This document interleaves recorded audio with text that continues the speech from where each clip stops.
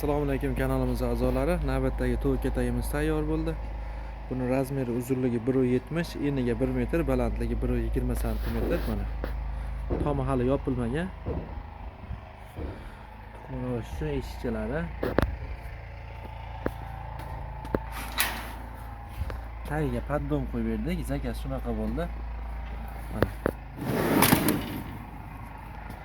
Tagiga setka qadam ham qo'ying dedilar, to'g'larni chiqarib. Paddondan axlatini to'kib yana to'yga solib ko'ramiz deb shunaqa zakaz bo'ldi. Bu yerda esa oxirlari.